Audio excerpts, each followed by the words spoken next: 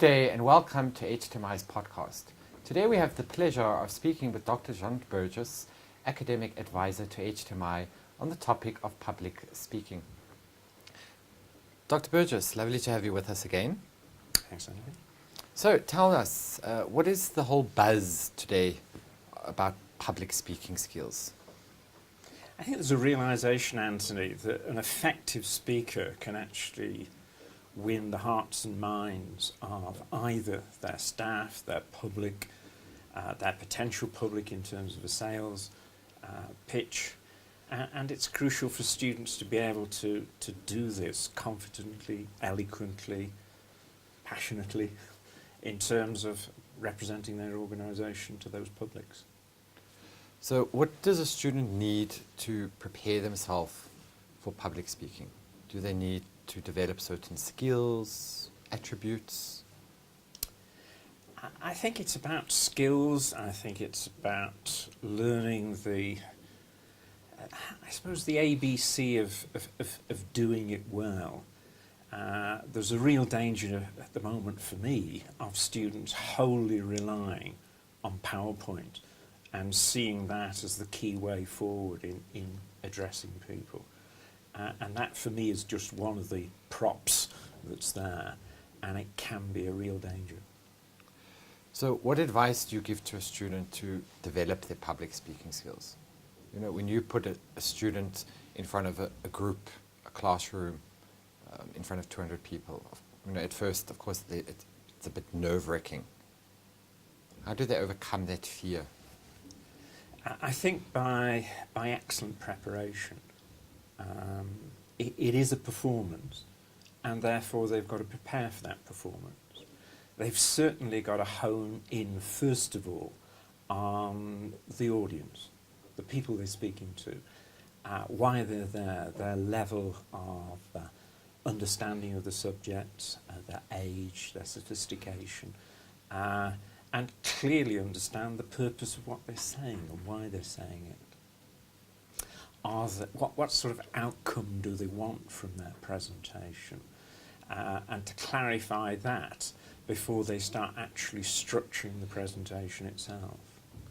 It's interesting that you mentioned they need to understand the dynamics of the groups of people they're talking to. Here we're getting into this nice topic of research. Do you advise that people need to research who their audience is? The purpose of why an audience is listening to a certain speaker? Absolutely, because your audience is the first and primary area of concern, and the closer you can get to who your audience is, the better able you are to project what you want to say. And clearly, if you've got 20 people there who are sophisticated, high-level businessmen, it's very different to speaking to maybe people who are at the front line of an organisation, who've just entered the organisation, and maybe there for a different purpose. So it's all about pitching it at the right level, to the right people, at the right time. So how would one go about researching one's audience? Well, I think clearly the event, by definition, starts to indicate who the people are likely to be there.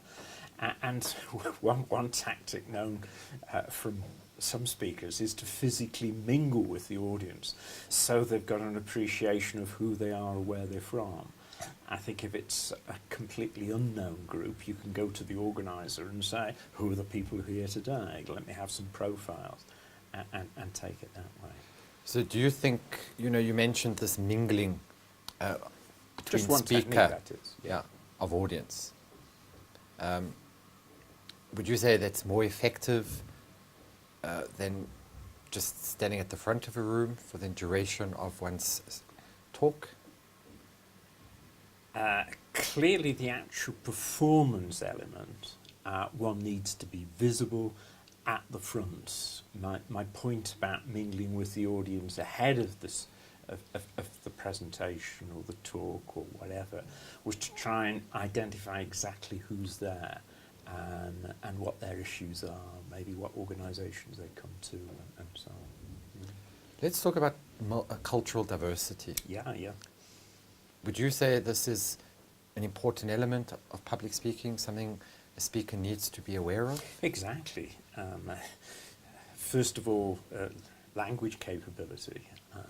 Are your audience comfortable with English as being the main form of presentation? Clearly, if it's a mixed nationality group, you've got a consideration about how you speak, the sort of issues you talk at, and the degree of sophistication in the language. So that's important.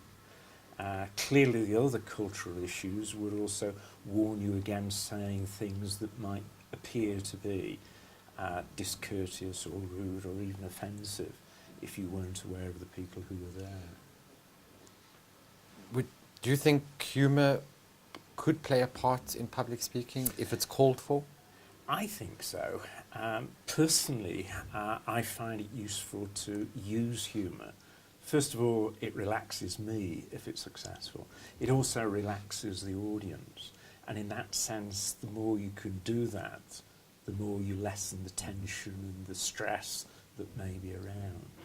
I think the humour's got to be reflected back to you as the speaker, and certainly not to your audience or somebody else.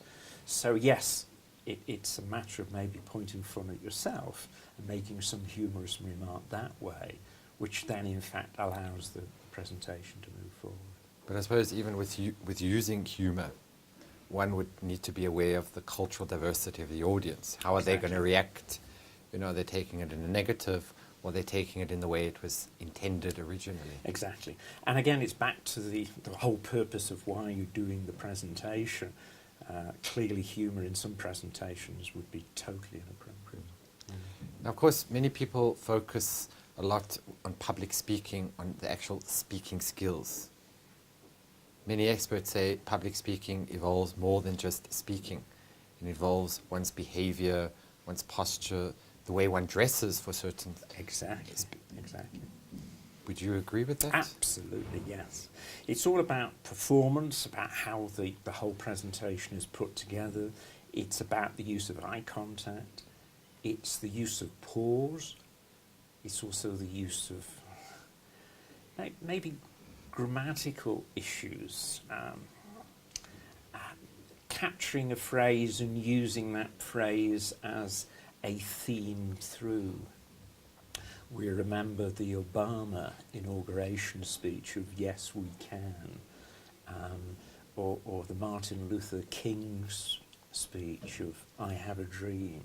And these sort of threads and these sort of things which are repeated adds a style and a dimension to what's being said and how it's being said. Yeah. Issues about stance and use of hands and so on brings in the notion of passion, which I think is crucially important in it.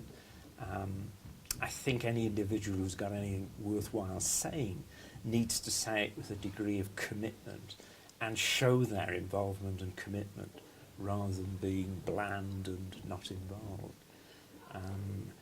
So, you know, these are crucial, if you like, theatrical dimensions within which the speaker ought to be reflecting on. Hands in pockets? Is that No, allowed? absolutely not. What you do with your hands is important. I tend to use my hands quite a lot, and some people might say too much, but you know, certainly not in your pocket, and certainly not fiddling with your anatomy in any way. Any hints on, you know, the do's and don'ts of dress code for public speaking? Take a general manager addressing a group, maybe a group of employees or a group of potential customers.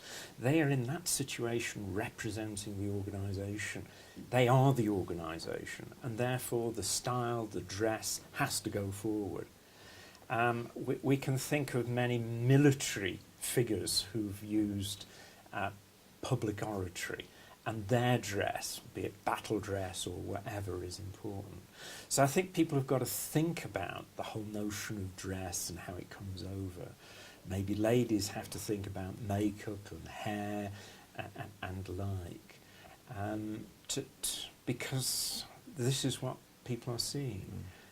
The message is within the speaker, and they're looking at the speaker.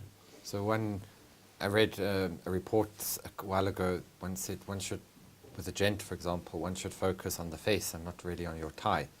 You know, if that's causing you distraction, because you're going to lose your audience. Yeah.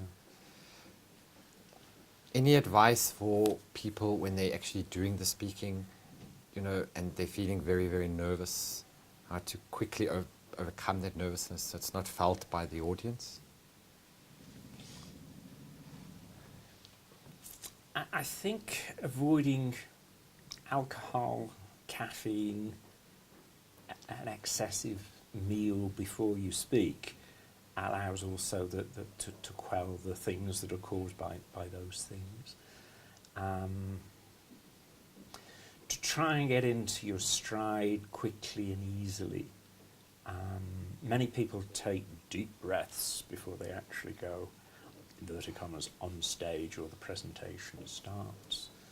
And then try and get in a mode which is a relaxed concentration of where they become oblivious to what's actually going on and just concentrating on the message that's there.